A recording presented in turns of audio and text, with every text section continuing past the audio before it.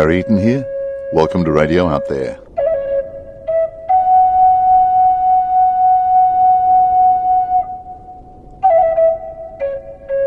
Well, this very evocative music, Calling the Spirits from the Healers of the Flute CD, sets the scene for a different kind of program this week on Radio Out There.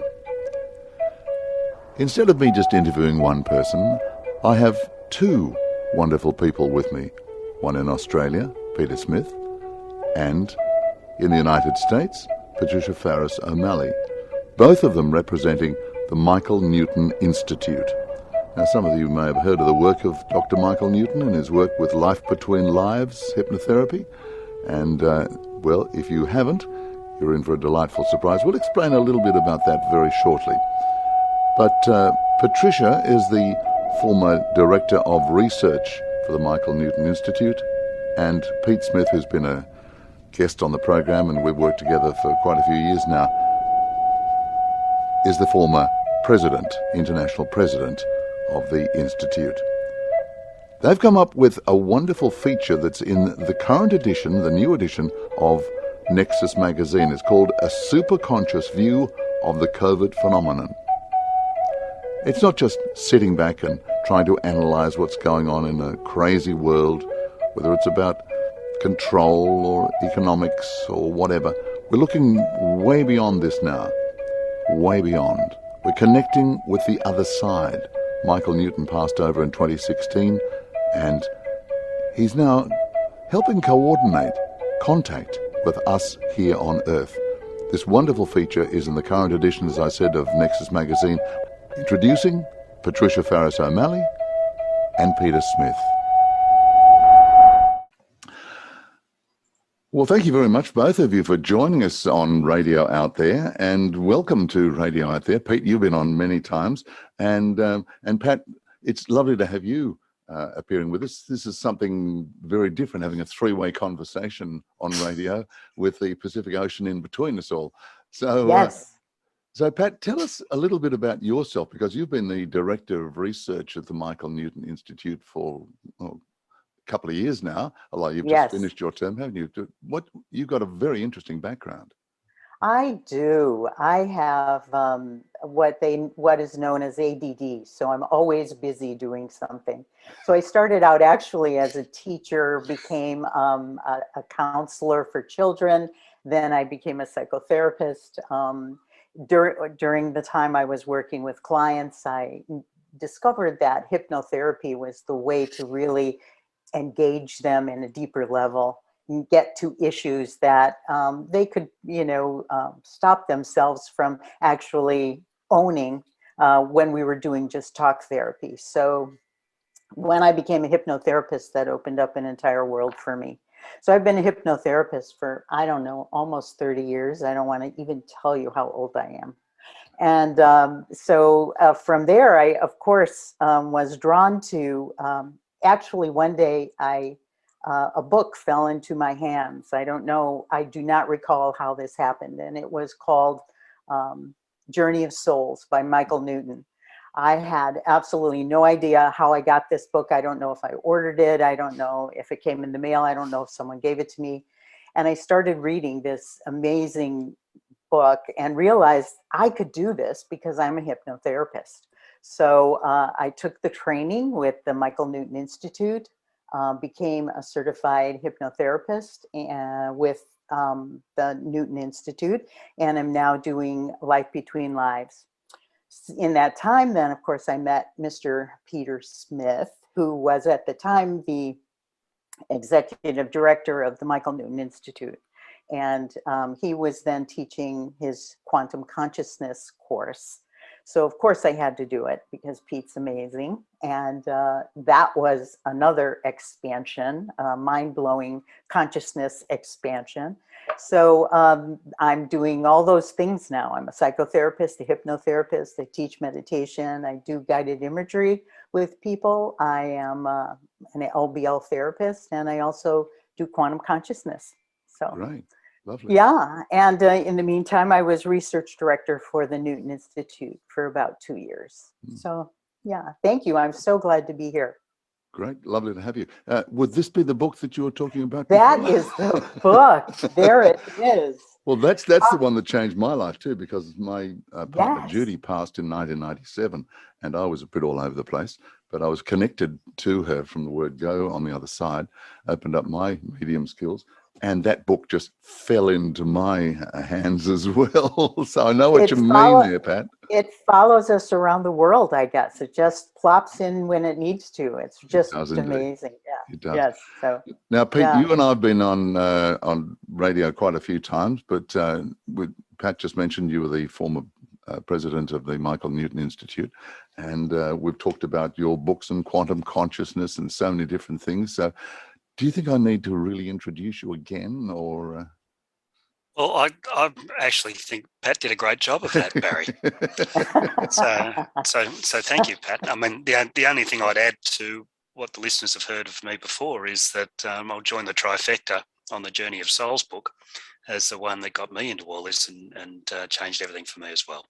Yeah. Jumping off a bookshelf once on a bookshop, probably best part of 20 years ago now.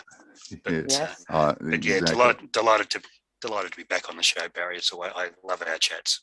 Great, lovely. Now we're going to have a discussion on various aspects of connecting with, because Michael passed in 2016, and I was given the honor of being able to do his tribute program on radio. And Oh, it's wow. almost, 5 years now since Michael passed. Yeah, Amazing, it is isn't it? indeed. But for those Yeah. people out there who are not really attuned, and they may not have read Journey of Souls or Destiny of Souls or Life Between Lives, just can you give us a little bit of a background on the Michael Newton Institute, because that's where we are right now? Well, the body of work, as some people will know, and perhaps for the new people who haven't heard of it, was a body of work performed by Dr. Michael Newton about the afterlife. The way that he did that was he took people through very deep and profound hypnosis through into past lives and then what lies beyond those. And whereas past life regression has been very popular in different parts of the world, this was something that was completely new.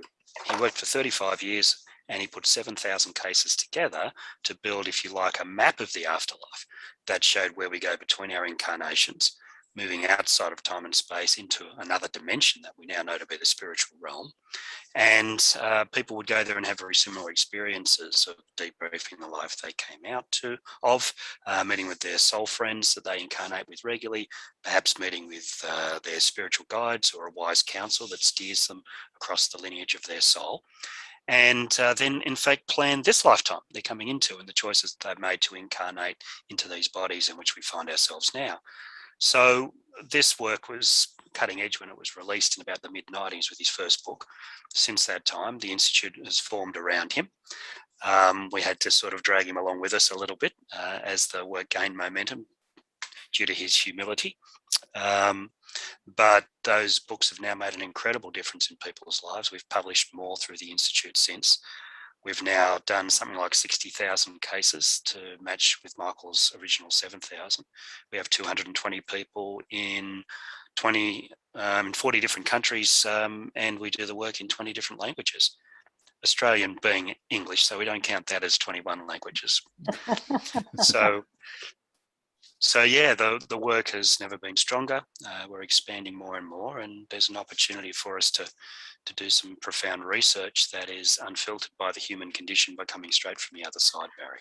Yeah, that's true. And Pat, you've been doing, as Director of Research, you've been doing a lot of the research into connecting to the other side. You're an LBL, or Life Between Lives practitioner. So, I mean, it's been quite a journey, hasn't it? This whole trip with Michael and the amazing things that he's come up with. It was profound in the training that I did to understand the gift that Michael was giving to the world, but also the downloads of information that he was receiving to be able to do this work. So connected, so spiritual, such a sacred space that he created with his books and his clients.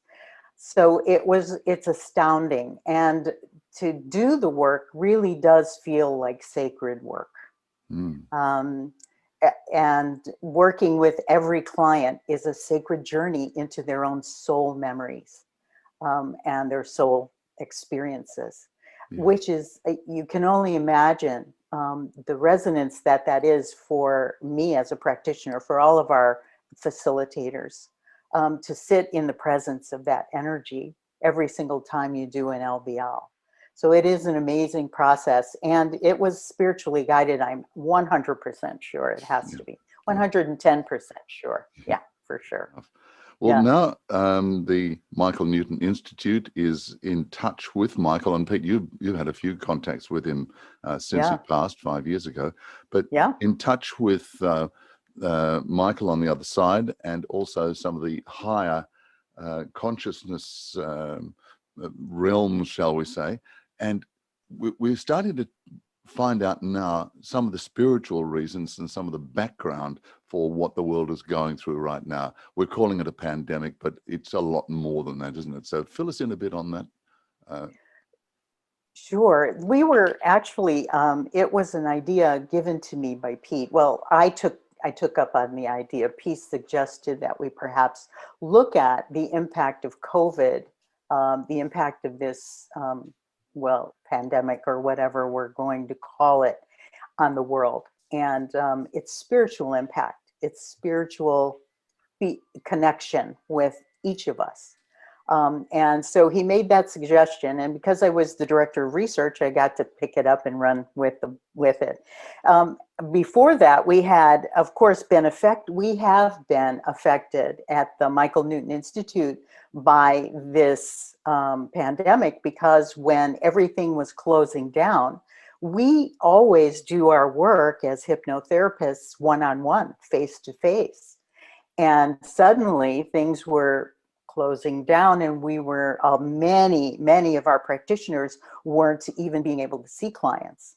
So quickly, as part of our research, we decided to kind of figure out how could we do this online, and is that possible? Which, of course, as we did the research and we investigated, we found that it was possible to be able to do hypnosis online with a client, even though you wouldn't imagine that would be so.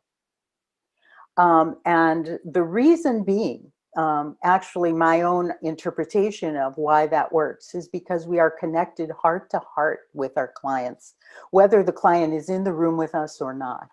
When I'm watching a client, you know, on the screen, because of course that's how we're doing it if we do a Zoom for to do an LBL, I am directly there with that client. I'm feeling their experience. They're feeling my energy. It is an incredible experience of connection, of the connection that we are, of who we are as resonant beings, energetic, conscious beings.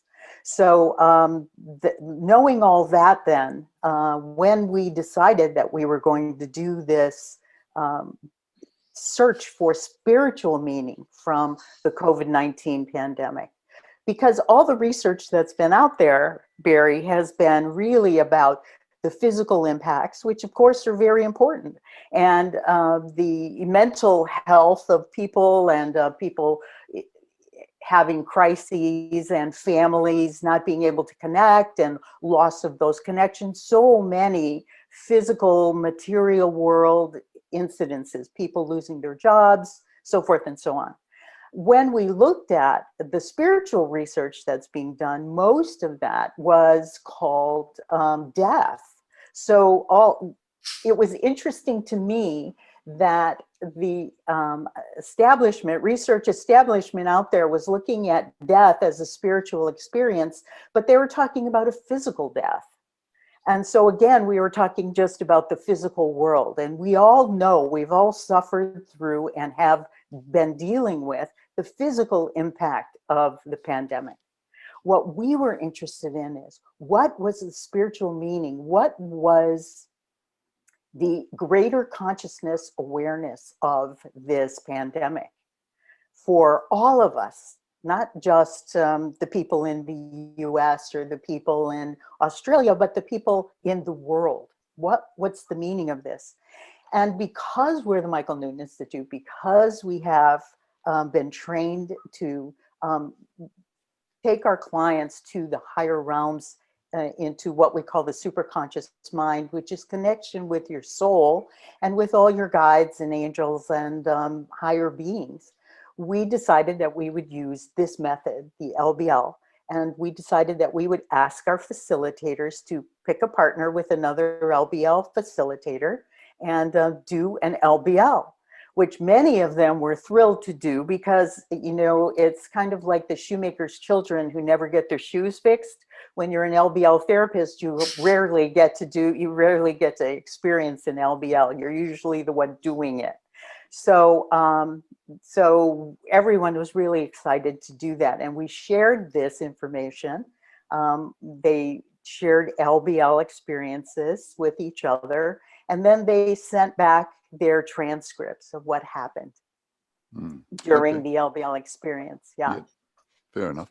Now, there were several questions that were asked Yes. to be able to get a handle on all of this. And then, Pete, you might like to come in and be part of this one as well here. The first one I thought was extremely right on the mark. What does the spiritual realm tell us about these times, the pandemic, its purpose and effect on our world?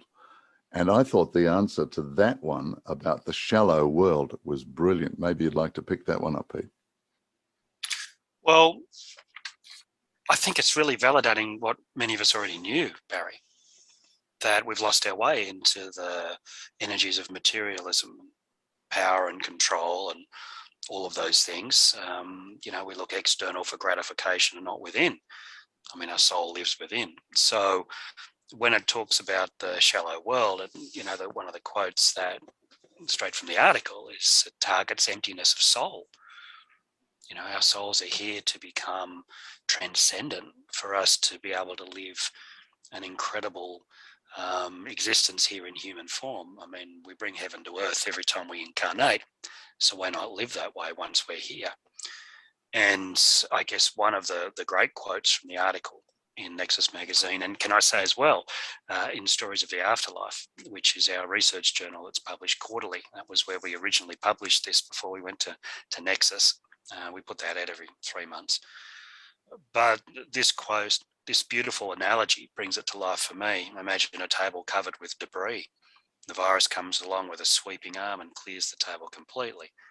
Now it has nothing on it. Humans are being asked, what do you want to put back on the table? And what do you want to leave behind? And for me, that's the cleansing that this phenomenon, I don't know whether I can call it a pandemic or what it is. It's like it's a phenomenon within the consciousness of humanity at the moment. Yeah. You know, and all phenomenon has two choices. Yeah. As to how you look at it. Well, that brings us on to the next part of the answer of this for this question about the spiritual realm telling us about these times, helping humanity. And we introduced the word that is absolutely rampant around the world at the moment, fear. And fear brings awakening, dissolving the karmic cycle of life. The pandemic brings up fears of dying and of lack. And of course, that's exactly it. But it's a dreadful fear that is embracing so many people. Doesn't matter how intelligent or spiritual you are, that fear is just rampant, isn't it? Yes, Absolutely. it is. And go ahead, Pete. No, please, Pat. So it does address fear. When we, you know, what we did in the study was look at how many responses we received that said the same thing. Of course, we were looking at, you know, repetition. How many times was each individual saying the same thing as everyone else? And so the two themes that came out, first of all, overall is awakening. Secondly, was this breakdown of all the old paradigms and structures. That, of course, is causing the fear that everything is breaking apart. Nothing is the same. People are losing everything. Like Pete said, like an arm that sweeps everything off the table. And now you're looking at an empty table saying, I've lost everything. How much fear does that arise in so many of us? It's incredible.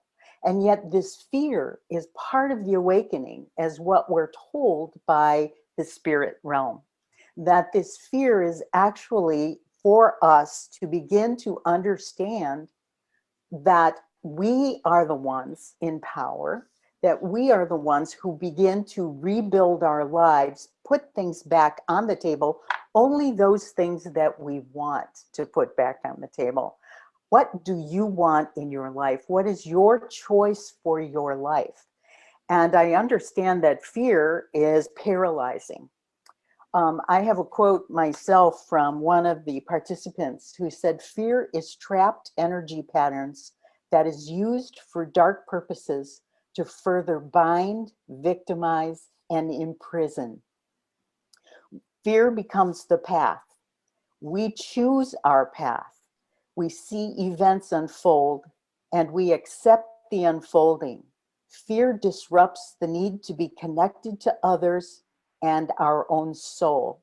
So learn to be quiet, be in your heart. Fear creates divisions. Fear contracts the energy field. Fear shuts down freedom. That's the point, isn't it? Fear shuts down freedom, and that's being Absolutely. promoted by so many areas, including our media and various authoritarian type organizations, politics, and so on. But I always go back to that old saying about fear, FEAR, false evidence appearing real. And so what you're saying there basically is it's the false evidence that's coming through that's creating this fear, that's limiting people, that's creating all of this panic that's going on. Yes. So we've got to move beyond that. Yes. And that's, and it's a struggle to move beyond that, especially if we've always, many of us have been asleep in so many ways to not awakened yet to our own ability to run our lives, to the power within each of us, to do what we need to do, to use the divine part of ourselves to create the life that we want, the kind of life we want. And I'm not talking about manifesting millions of dollars. I'm talking about the life you want to live. What energy do you want to live in? Yeah, okay. Now, at this stage, I'm hearing voices in my head. Maybe it's my psychic self coming in here. But people out there in the audience thinking, okay, it's all very well for these guys to sit up there and say, yes, we're connecting with the higher realms, but I've lost my business. I'm having huge problems. I don't have any work. In America, people are being booted out of their rental homes now because the conditions have just changed over there. So it's all very well talking about higher realms and spiritual things, and I've got to go within and I've got to look beyond my fear. How do I do that and still get to eat and put a roof over my head? How do we answer these questions to these people? Barry, there's an existential choice that we all make when we're faced with fear, and we go back into the basic human wiring of the fight or flight response. And some people talk about the third response, which is freeze, but that doesn't serve anything really. But if we do fight or we do flight, that's our choice. If we do flight, we curl up and we contract. Fear allows us to contract. If we do fight, we expand. Now, fight doesn't mean we pick up arms and go to war. Fight can be, no, I'm not going to have this, I'm going to do something about it. And at the moment, we have that duality of response at the basic human level. We can surrender to the fear, or we can do something about it. Every person on this planet has an opportunity to do something different, whether it's starting to grow your own vegetables, whether it's about looking at the way you do your work, whether it's you move your business online, whether you find different ways to do that. A lot of people who are moving into their action response are finding ways to work, not so much from the phenomenon of what we've been given, but a little bit from the response of the authorities, because some of that restriction is coming, and with all due respect to well-meaning politicians and medical advisors who are trying to manage this from a certain way. I don't think they quite understand how to address this through either a positive action or a withdrawing and curling up in a ball. Well, they're certainly not addressing it from a spiritual point of view. No, That's true. no, they're And not. once and this is the beauty of what everybody on this planet has been offered as an opportunity in these times. We've got that basic human wiring. Do you want to expand or do you want to contract? So that takes care of it, and everyone has their own free will choice at that level. But for my mind, there's two other levels beyond that that are unfolding here for individual and unique souls who have incarnated in these times. The second is the opportunity to shift the patterns across other past lives where we've been trapped in fear, where we've been perhaps dogged by authority, where we've been made small, where we've been potentially persecuted, where perhaps we've been courageous. We are simply one link into the soul lineage of each of us at the individual level. So for a lot of people, some of that past life patterning is playing out as they start to transcend that through the actions they take in this lifetime. Yeah. You do something in the here and now and it ripples to other lifetime. So there's that second layer into past lives. And then there's a third layer, I feel, Barry, that's an area of specialty for me and Pat, which is the between lives thing. People have incarnated on this planet right now for this particular purpose of moving through and shifting the consciousness of humanity. Now, there's something being driven from the depths of our soul into our response in these times about how we're going to handle this. We need to handle it at the human level. We have an opportunity to shift the soul lineage if we have a pattern there. And we have that third beautiful level of our souls that has deliberately incarnated here as a way to experience this, move through it, and make the world a better place. So this is embraced in one of the answers to one of the other questions, but I think I want to bring it up here and now, that not everybody is going to get out there and conquer this fear and be able to move on spiritually at the click of a finger. No. We've got to reach a whole lot of people and reach critical mass to be able to have this effect on the subconscious, collective consciousness. So for a start, what is the critical mass? How do we get there? What are the figures we're looking for? And what kind of impact do you think we can have with this? You know, Greg Braden, in his book, The Divine Matrix, and I quoted him in the Quantum Consciousness book, he talks about the number of people that it takes to catalyze a shift in consciousness. He talks about the square root of 1%. Now, I remember at the time getting down with a calculator and working this out, that with 7 billion people, we can start a change of consciousness with something in the vicinity of a bit over 8,000 people. 8,000, that's all. Wow. Yes. Now, I reckon already we can grab together 8,000 on this program alone. Well, absolutely. Now we've got people marching in the streets saying they've had enough of fear. We've got that happening across the world. France in particular is under a lot of pressure at the moment with the restrictions that are being put in place around them. People are marching the streets in multiple cities in France. It's starting to spread to other parts of Europe. We've had the demonstrations in the US. We've had them here in Australia. All of these aren't necessarily reported accurately, but there is something happening in the unfolding of humanity and our response to this as the global phenomenon that it is, that is really starting to take root and grow. I see some trends that are changing in social media. I can see things happening in Australia. There's been a bill read in Parliament, one around ivermectin, another one around vaccine passports. All of this information is now coming to light that is starting to bring different points of view, a more balanced argument. The energy, I feel, is changing, and all of this is happening in lots of little ways to start to catalyze this shift in consciousness that we're all here to be part of. So the beauty of those other levels, Barry, about whether it's a past life pattern or whether there's the superconscious soul intention that's emerging as part of people taking action. A lot of people are unconscious to those two levels, but they're working on them anyway, just by having an expansive response rather than a contracting one. And that's the beauty of souls at play, is that often souls are doing stuff in the background while the human part of us goes through the process. Yeah. Well, that's a very positive way of looking at that whole area, and that's what we need, a lot of positivity, don't we? Okay, let's move on to question 2. I mean, we could break these questions down as per the article in Nexus magazine and discuss everything, and we'll be here for hours because there's so much to talk about. Question 2, What can we as the MNI or Michael Newton Institute community do to best serve humanity at this particular time? And somebody connected directly with Michael in this particular answer, I guess. Many. It was quite exciting for our LBL therapists to have Michael show up to guide them through their LBL experience when asking this question. What we wanted to know as an organization, what we could do during these times. And we were given direct instruction, a lot of it from Michael himself, who I realized as we were looking at the research data that he's running the show still. he's just in a higher office. So yeah.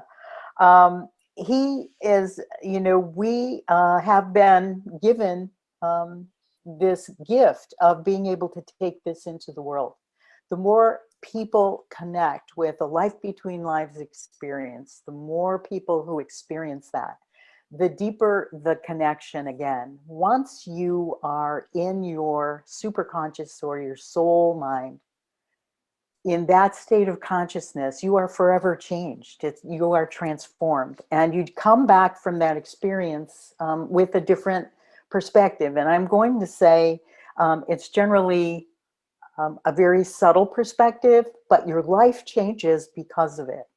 And it's not any kind of a change that you need to enforce. In other words, there's no discipline that you have to encounter in order to make the changes. It just automatically happens energetically, which is amazing. Mm-hmm. So we've been given that as a gift from Michael to take this out into the world. And so that was one of the questions we asked is, how do we connect with the world?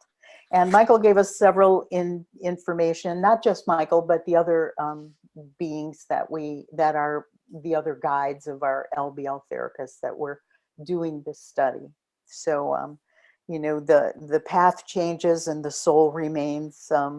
We are to be a part of the learning, the awakening, and the connection to spirit, making ourselves available to anyone who's interested. Yeah, well, that's very important, isn't it? And as members of the Michael Newton Institute, you've all got a wonderful central message and idea, and you've got contacts, you've got people everywhere. So that critical mass is starting to shrink even further now, Pete. And it's not so much that you've got huge responsibility on your shoulders, but if you can get out there and do what you're in the Institute for, then that's going to be a tremendous boost, isn't it? And I guess we're going to find this will start to affect people at a subconscious level, and that's I guess the best way for it to move on. Yes, yeah. And it does. So it doesn't even take a lot of work. Yeah, which is good. That's very good, isn't it? Yes. Okay, question 3 now, as we address this, and those people who are reading Nexus magazine, you'll be able to follow along here with this particular line of questioning. What is my personal role and purpose in this? Now, this brings it back, doesn't it, to everybody who's here now, not only the 3 of us, but people who are listening and everybody around the world. What is the personal role? Do we just give in to fear? Do we just allow people to tell us, the higher authority figures, to tell us how to live our lives, what to do, where to go? What kind of a role can we take on ourselves? I'm going to refer back to that quote I read about fear, and the words there were quiet. Be in your heart. Be quiet. We have, as part of our physical mechanism, what we call the monkey mind that never shuts up. It goes day and night. Monkey mind drives us crazy. Monkey mind is the part of us that inspires our fear, because it's always about what ifs and when and oh my gosh, what if, and so forth. So how do we quiet the monkey mind? What do we do when our left brain is going with all this fear-inducing experience? Well, what we've heard, the information we've received is to be example of the light. In other words, to hold the light in your heart. Be quiet, sit with yourself, be calm, move deeper within to your heart. This entire transformation that's happening on the planet, and I'm going to say that this COVID-19 is just a part of that. There is a much bigger transformation that's happening. And that transformation in and of itself is about moving from the mind-centered way of being to the heart-centered way of being. And so what we're doing actually is asking and inviting people to drop into their heart. When I say that, I really do mean drop into your heart and feel a sense of gratitude for what you do have. Most of the time, we're always looking at what we don't have. So now you have an empty table before you. What are you going to put on that table that you do have? Be grateful for that. Move into a state of love and compassion for other people. The other great message we received about this was connecting with other people. So part of what we can do is get together as community and work together. Once we begin to work together as community without, causing everyone else to be expulsed, you know what I mean? Yes, okay, from that. We will then begin to work together. And in that working together, we can find that connection that we're so afraid that we don't have. We will find a connection heart to heart, soul to soul. We know then that we're not alone. So this is actually part of what the transformation is. And our personal role, I think, is to begin to care for the earth. This is happening and becoming very apparent, especially I'm noticing in the United States. It's just tremendous, the weather patterns that are going through our entire country. We need to show up. We need to drop into our heart. We need to find love and compassion. And more importantly, we need to connect with other people on a gracious, loving level. And I don't mean kumbayaing with everyone. I mean working together, getting together in groups. Yes. To create the world we want to create without constantly looking for leadership from old paradigms and old structures that are falling apart before our eyes. We need to become a community of a global community. And I think that's where we're headed. So that's my 2 cents. Yeah, that's very positive. Getting back to what you're talking about, going deep into your heart. Yes. In the research that I've done with my books on the afterlife, I've been told from the other side that that's the heart is where the soul connects with the body. So we're talking about heart and soul. So when you're connecting with your heart, you're connecting with your soul. And your soul is that everlasting part of you. You know, that I don't have to tell you guys, because I mean, you're the life between lives, etc. But that's the most important thing. So when we connect with our heart and other people connect with their heart, we can start to connect soul to soul. Now, this is the ground movement that we need, surely, to be able to move beyond these incredible fears that are being hoisted on us from all angles, to be able to move into our soul, because our soul doesn't need to experience fear. Our soul can override fear, can't it? Yeah. Go ahead, Pete. I know you're going to say something. Well, our soul knows it's immortal. Yeah. So that's, if you've dismantled the greatest of all fears, what else remains? And all souls come from light and come from love. And everybody here on this planet has light in their beings. And sometimes it's buried under lots of noise and lots of belief systems and lots of things that we are offered that we take on in terms of mindsets. But at the end of the day, underneath all of that, we are light. And part of the role of the Newton Institute and others like us is to help people find their light switch. Yeah. You walk into a room, and it's dark. As soon as you flick that light switch, the darkness is gone. Darkness is simply an absence of light. So once we find that light and once we hold that light, then there is no darkness. So as people find more and more of this light within themselves, I mean, what's coming in from the outside is not going to matter to them, because it can't dim a light that can't die. I mean, we are all this incredible beings of light, and part of our role, as I was heading into, part of our role in people like us is to help people find their light switch. And as one of the answers in the article says from the other side, once somebody finds the light switch, they want to show other people where the light switch is. So that's a very important link, isn't it? That's the ripple effect. I mean, that's the beautiful things about consciousness. You know, it can work with you or against you. So you start a culture of fear, and you start a wave of fear, then the wave catches people and it takes them along. But if someone stands up and they remember that we are light, and they tell someone else, who tells someone else, who tells someone else, we're moving more naturally into our soul state, which is our preferred way of being anyway. We spend more time as a soul than we do in these bodies. So anything we do that embraces the soul is a more natural state of being for us. So as we move further and further into that light, the ripple effect of that has the potential to fundamentally change humanity and how we see ourselves, our place in the universe, and the world at large.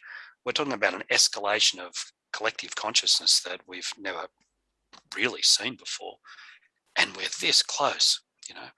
It's within our grasp, and it's waiting for us. All we need to do is step forward and claim our divine right to be who we really are, and the whole world will change in an instant. Yeah. So have you ascertained from the contact on the other side, not necessarily through the things that are appearing in the article, not limited to that, of where we are headed, what we can look forward to once we can move through these times? Because I had a spiritual message just before starting our program, that the old saying, it's always darkest just before dawn. And we are at the darkest times right now. So to me, that was a very positive statement from my guides. Yeah. Let me talk about a trend that's coming through in my clinic, and then I'll ask Pat to comment from her perspective as well. But what I'm seeing in the shift in this work that, you know, I've been with for the best part of 20 years now, but what I'm seeing in a shift of the work, maybe 10 or 15 years ago, people would come in and say, what's my purpose? And what am I here to do, and all that sort of stuff. Now people are tending to tell me I'm here to be part of something bigger than me. So it's like it's gone from the individual purpose for the evolution of their soul to a contribution to the whole consciousness of humanity. And I've seen that gradually start to change over the last 15 years. Pat, what do you think?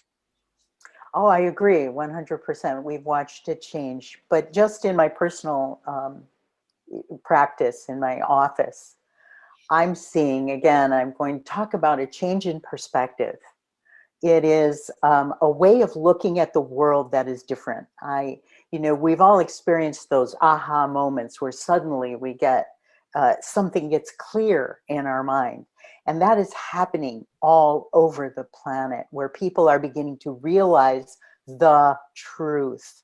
The truth is what they are experiencing is their own light, their own awareness of who they are, their own soul energy connecting with that beautiful part of themselves. We carry that within us. We all know it. Many of us keep it a secret. And like Pete said, it's buried under years and years of trauma and drama and so forth, fear and all those kinds of things. But in the end, I believe, and I'm not going to say that it's not a difficult task to begin to face the fear that people have and the darkness that we're looking at. It's a difficult thing. But once we can be quiet for a moment, take in a deep breath, relax into that, and then just look at the fear and say, what am I going to do with this? Really, is this going to rule my life? Am I always going to be afraid? Then we have to ask ourselves, if I choose not to have that rule my life, what do I want to rule my life? And this is what we're questioning. All of us have the opportunity to look at our own lives and say, how do I want this to go for me now? So that's what I'm seeing happening in my office as well when I'm working with my clients. So many people are looking for what the expansion is, that they feel this need to be expansive and they don't know what to do with it. particularly because, as you said, things are in lockdown. It's difficult to get together with people, those kinds of things. But there's this growing inner need that is just an eruption. It's coming from the earth. It's coming from the heavens. It's coming from all around us. And it's going to happen. It is going to happen. And as you called it, the dawn is dawning. It is happening. Just around the planet it is. So I have great hopes for it. I know that the truth always wins, always. And goodness always wins. And so I'm very confident that that's where we're going. Yes. So what you're basically saying is that there is an awakening process going on. It might be slow, and it's certainly not going to happen by the weekend, but it's there, and more people are starting to wake up and go beyond the daily news, which is creating more and more fear, moving beyond what they're being forced into to start to think a little bit more. Are they doing this because of some external reason, some spiritual reason, or is it an internal mechanism here? I think it's both, Barry. Yeah, I agree. I think it's both. Yeah, and I think the human part of us has had enough. Yeah, that's for sure. You know, when people take to the streets against their own elected government, then the government's missed something very badly.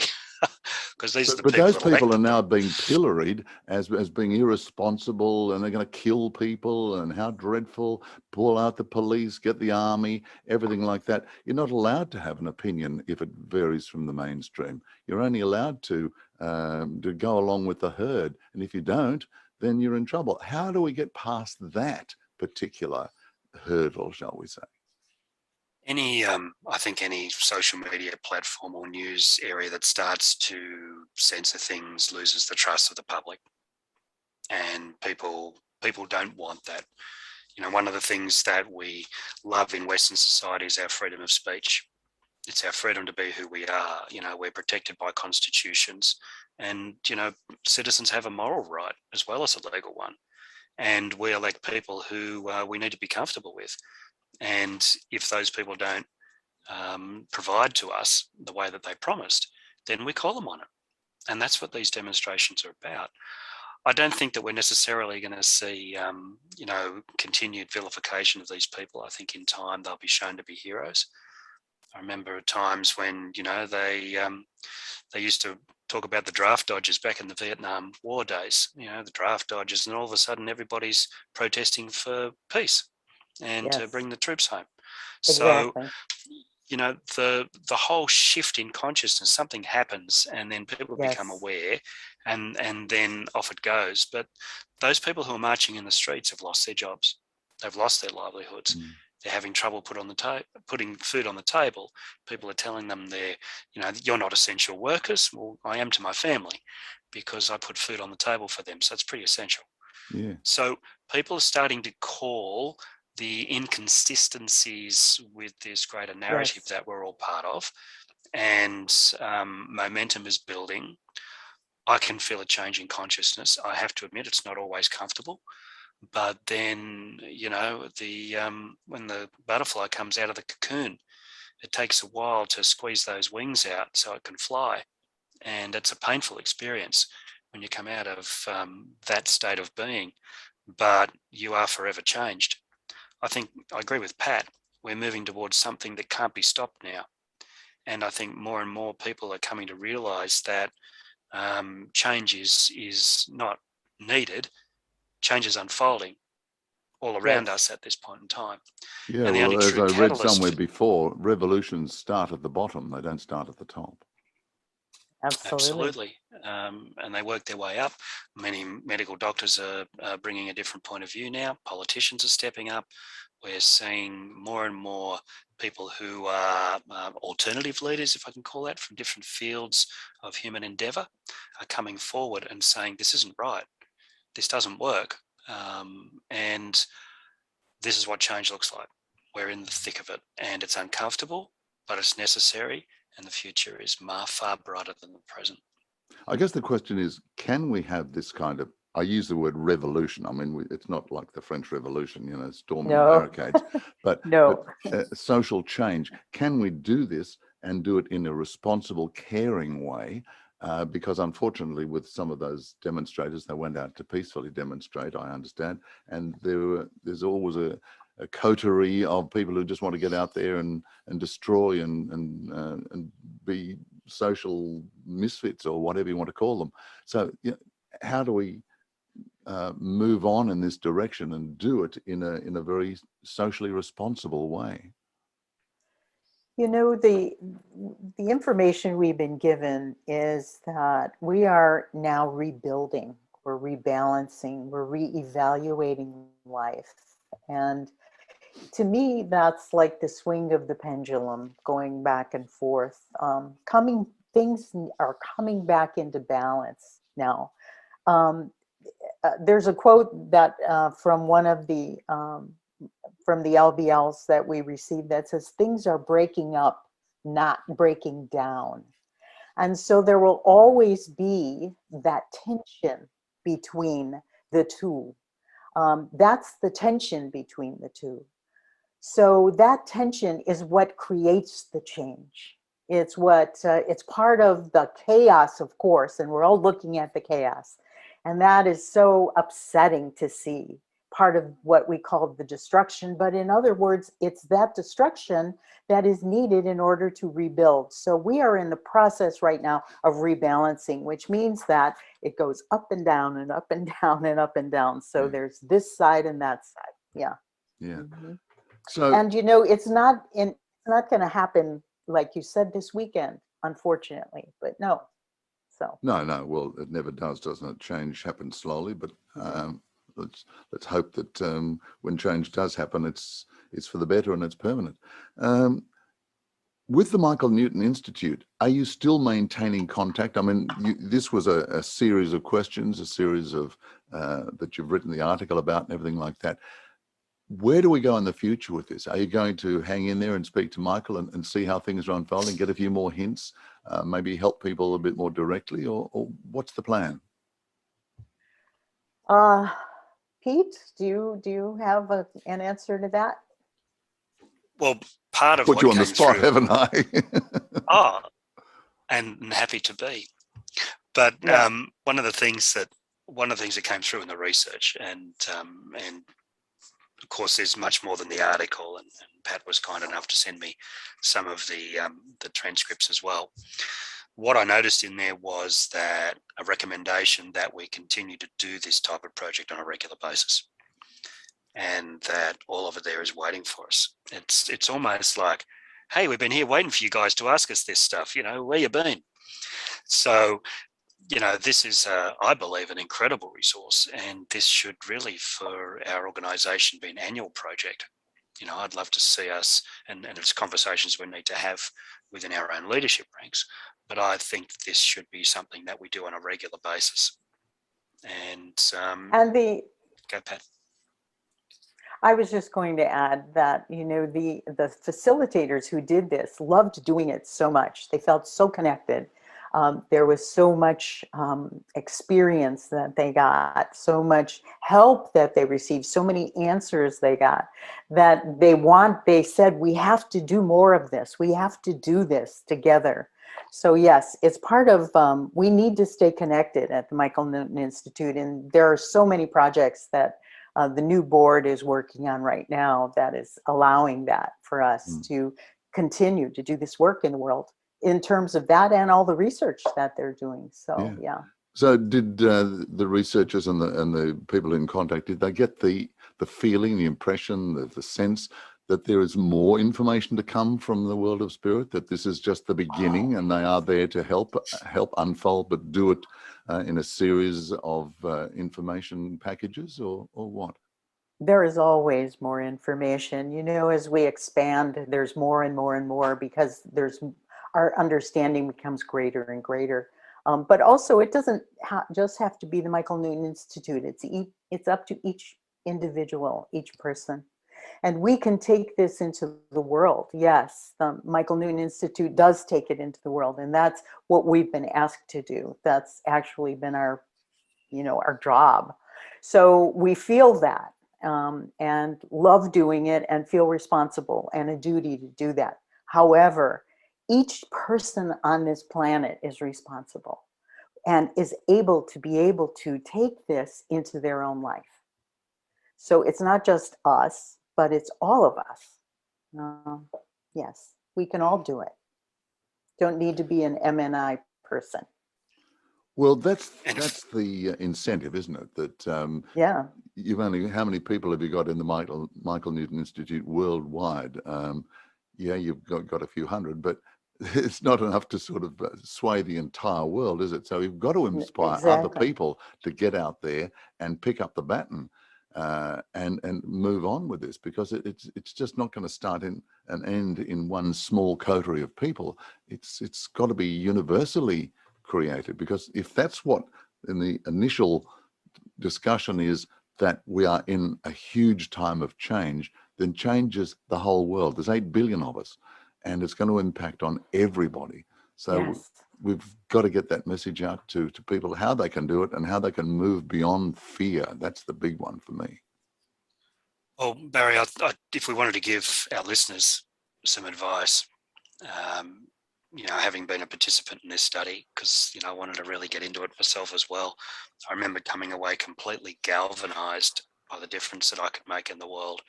And, I was more inspired than I'd been in some time. But what I would offer to people is that to listen to the people in the world that raise your vibration. If something lowers your vibration, step away from it.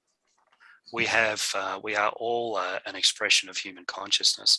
If all of us gravitate towards the things that raise our vibration and away from the things that lower it, then the world's going to be a better place. I say to my dear old mum, who I've mentioned on this program before, she was having nightmares. And I said, stop watching the news and call me in 2 days. And she did. And the nightmares had stopped. Okay, so even watching the mainstream media can be a catalyst for people's anxieties and can trigger people into a different frame of mind. So, this is what I'm talking about. If you listen to the people that inspire us, like the Bruce Liptons of the world, the Greg Bradens, any of these other people who have a message to talk about in terms of consciousness, human behavior, any walk or any field of life, if you feel inspired by that person, listen to them, because they have a message that's resonating for you. If you listen to somebody and you come away and you feel fearful or depressed or upset, that person doesn't have the right message for you. We all have to manage our individual energy fields. And if we all do that, if we all work to raise our vibration, sunlight, nature, wholesome foods, getting away from junk foods and getting addicted to Netflix and things like that.